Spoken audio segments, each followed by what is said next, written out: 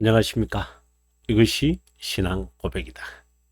시리즈 7권 중 세 번째 책, 하이델베르그 교리 문답서 제 2주일의 제 3문의 첫 번째 시간입니다. 3주일의 제목은 비참함입니다. 이제 비로소 저희들은 이제 제 2부, 이 전체 제 2부의 내용이거든요. 2부의 내용을 이제 시작하게 됩니다. 제 3문의 내용은 63페이지, 여러분 책 63페이지에서 제가 전개하는데요. 여러분 함께 보도록 하죠. 함께 가도록 하겠습니다. 예, 63페이지로 우리가 왔습니다. 자, 1부의 이제 내용, 제가 2부라고 했는데, 예, 1부의 내용은 비참한 인간에 관한 겁니다. 예, 그리고 이제 2부의 이 내용이 이제 사도 신경에 관한 내용을 우리가 고백하게 되겠습니다. 이제 물론 이제 3부에 가서는 십계명과 아시겠죠? 주기도문에 관한 내용입니다. 자, 그러면 한번 우리가 시작하도록 하죠. 누구든지 행복과 선을 원하지만 불행과 악을 직면하고 평화를 원하지만 전쟁과 분열이 일어나고 진실을 원하지만 거짓과 공모 술수가 퍼져 있다. 일반 철학가들은 인류의 문제, 인식, 정신, 삶에 관해 나름대로 깊이 숙고하여 당대에 제각기 답을 내놓으려 했지만 인간 자신에 대한 파악도 제대로 하지 않은 채로 문제에 대한 답변은 내어놓거나 세운들 별 의미도 없고 가설이거나 실험일 뿐이다. 뭐 이 부분에 관해서는 할 말이 너무 많지만 그냥 넘어가겠습니다. 인간은 하나님에 대한 지식을 자신에게 반영하지 않으면 절대로 자신의 정체성이나 존재, 다른 말로 하면 자신의 인격, 간취할 수 없다. 인간이 직면하는 비참한 이 현실은 인간의 불순종, 불신앙, 타락에서 나온다. 이 타락은 죄를 시간에 들이면서 하나님과의 교제의 단절, 고결성의 부패, 이것은 타락과 부패, 온갖 비참함이 인류에게 일어나고야 말한다. 이건 피할 수 없죠. 이 문제에 대한 심각성을 깨달으면 깨달을수록 그 해결적 구조책, 구원에 다가갈 수 있지만 이러한 방향 전환은 선택된 자에게 한정되어 있다는 것이 두려울 따릅니다. 또한 비참함은 그들을 하나님 앞에서 겸손한 자세와 자태를 지니게 하여 명종이 아니라 확신이 있는 길을 제시하리라 본다. 제2부는 12문에서 85문에 고백된다. 자, 타락 후의 상태에 관한 이제 3문의 내용을 한번 읽어보도록 합니다. 당신은 자신의 비참함을 어디서 아는가? 율법이다 라고 이제 이야기를 합니다. 아주 간단하게 우리가 말하는 것 같은데 한번 보도록 하겠습니다. 삶과 죽음에서 유일한 위로를 즐기며 살기 위한 첫 번째 방안이 우리가 지난 2주간에 의해서 첫 번째 방안에 관하여 우리가 살폈다면 비참함에 관한 것은 이제 5문에 이르게 됩니다. 그 이후 우리는 이 비참함 상태에 이르게 되는 과정, 그러니까 첫 번째 아니고 비참함에 대한 고백이고 과정에 대한 고백이고 원인에 관한 고백이고 그것이 곧 불순종이다. 이렇게 우리가 명확한 그 단어로 명료해 있어야 한다고 봅니다. 다시 한번 봅니다. 우리의 비참함에 대한 고백이 이제 오늘부터 진행되겠고, 그리고 이 비참함에 이르게 되어지는 과정이 뭔가, 그 원인이 뭔가, 그것이 곧 불순종이다 라고 하는 분명한 개념이 설정되어 있어야 한다고 봅니다. 불순종이란 언급은 구원의 진리를 아는 데 있어서 매우 중요하다. 단순히 불순종이 타락의 원인이라는 것에 머물지 말고 아담의 불순종이 그리스도의 완전한 순종과 이 대조를 이룬다. 자, 여기서 우리가 한 사람으로 인하여 죄가 세상에 유입되었습니다. 또 한 사람으로 인하여 의가 모든 사람에게, 그러니까 선택된 자에게 임하게 됩니다. 서로 대조적입니다. 그래서 아담의 불순종, 그리스도의 완전한 순종. 우리 8장이 이제 중보자에 관한 이야기잖아요. 그래서 분명이라기보다는 충분히 참조해야 하는 내용이라고 봅니다. 그리고 11장이 이게 이 칭의에 관한 내용이거든요. 칭의의 내용을 이야기할 때 우리가 살펴야 할 내용이고요. 대결의 문답 70문 그리고 95문을 보면 우리가 그리스도의 완전한 순종과 그리고 아담의 그 불순종 상당히 대조적으로 우리에게 제시되고 있다고 봅니다. 그분의 순종이 우리에게 전가되고 우리는 어렵다 여겨진다. 그래서 의의 전가는 곧 순종의 전가다. 자, 이렇게 칼빈 선생이 여기에서 말할 정도입니다. 이 칭의에 관한 내용이잖아요. 3권 11장이요. 그 다음에 2권 16장이 사도신경 해설을 지금 하는 부분이 있거든요. 그 다음에 이 동일하게 나갑니다.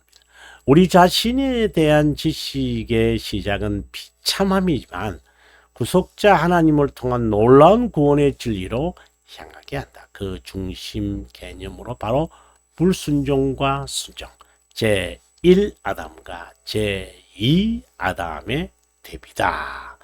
이렇게 우리가 말할 수 있습니다. 또 우리가 처한 모든 불행을 타락의 책임을 돌리는 것에 대해서 주의할 것이 있다. 성경적 원리론 그 주장이 맞지만 그 불행, 비참의 현실의 책임은 개인, 즉 아담이라는 개인에게 돌리지 말아야 한다. 하나님과 언약을 맺을 때 아담은 공인으로 임한 것이다. 한 개인으로서가 아니다. 저 사람 때문에라는 불평은 성립하지 않는다. 또 그가 하나님과 언약을 맺을 때 우리도 함께 했다. 이게 무슨 생뚱맞은 소리냐고 말하겠지만 영원이라는 개념을 떠올리면 하나님은 언제든 영원에 계시기에 아담과 맺을 때는 미래에 있을 인류와도 함께 맺은 것임을 알 수 있다.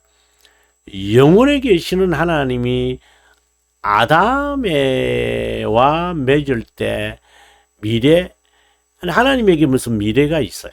그러니 이 아담과 맺었다는 이 말은 시간 전체에 있는 인류와 관련이 되어 있다는 것이고, 물론 선택된 자들을 말하겠죠. 당연한 그 이야기입니다.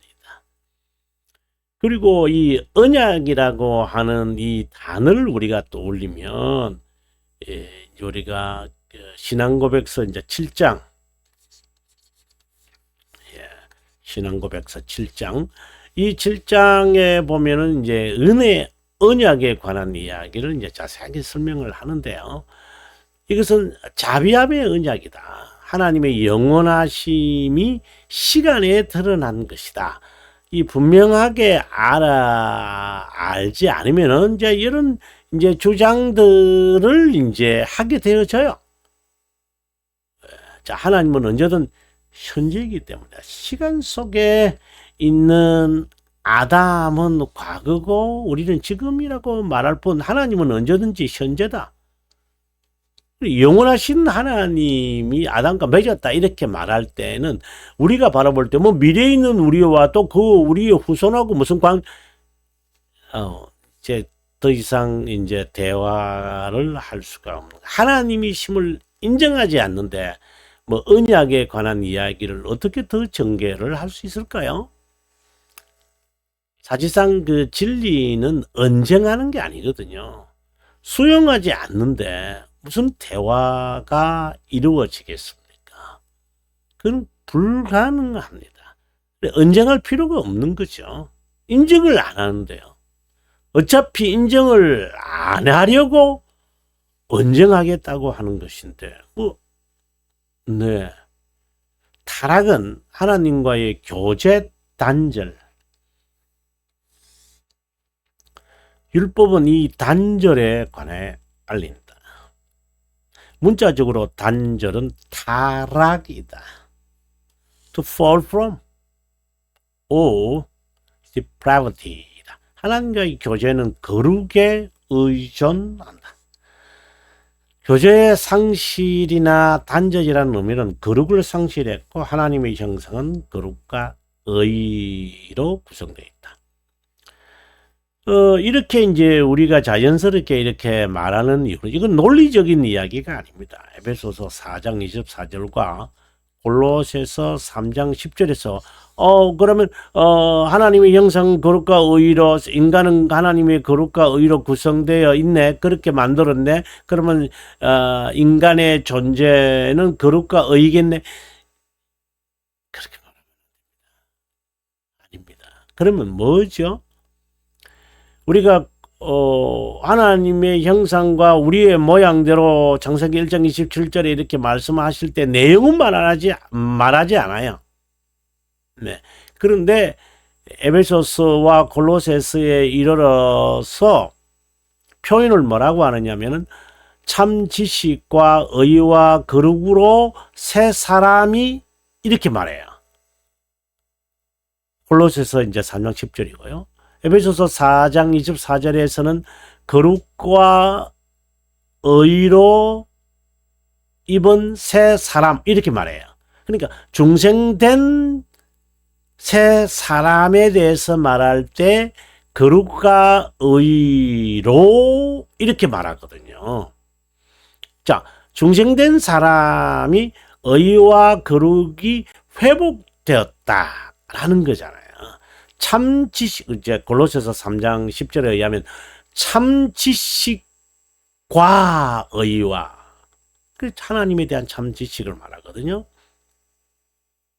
그랬을 때에 우리가 인간이 창조될 때에 하나님의 형상으로 사람이 그러면 의와 거룩으로 된 새 사람 이래서 우리가 거룩과 의를 하나님의 형상이라 그러고 그리고 하나님의 형상은 우리가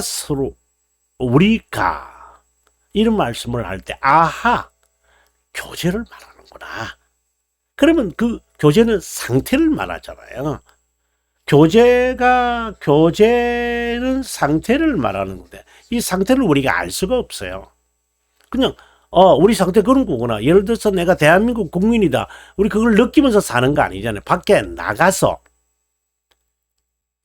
이제 이 여권을 가지고 비자를 가지고 패스포드를 가지고 아우, 대한민국 국민이구나. 실제로 이제 외국에 가보면 I'm Korean. 예. 영국을 가거나 이탈리아나 호주나 이렇게 가보면 일본 사람과 싱가포르 사람과 미국인들과 유럽 애들 유로에 있는 사람들처럼 뭐 가서 문의하고 얼마나 살겠어요? 뭐 살겠네. 얼마나 거주하실래요? 뭐 이런 거 질문 안 해요. 그냥 전자여권으로 스캔하고 그냥 통과해요. 내가 코리안이구나. 이제 그렇게 느끼는 것처럼 하나님과의 단절되어서도요, 우리가 잘 못 느껴요.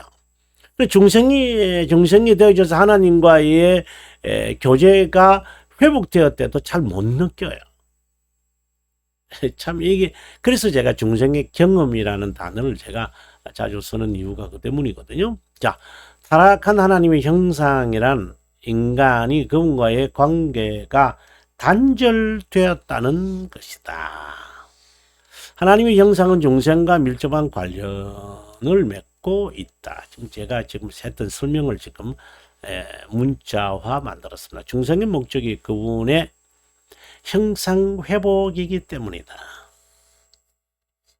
형상 회복은 거룩과 의가 회복된다. 하나님과의 관계가 회복됐다는 것을 의미한다. 거룩과 의가 각각 하나님과 인간의 관계를 말한다. 자, 거룩은 하나님, 의는 인간. 이렇게 연결을 지을 수 있다면 여러분 정확한 개념을 갖고 있는 겁니다. 아주 짧은 내용이지만 매우 많은 그 진리들이 함축되어 있는 설명을 좀 제가 합니다.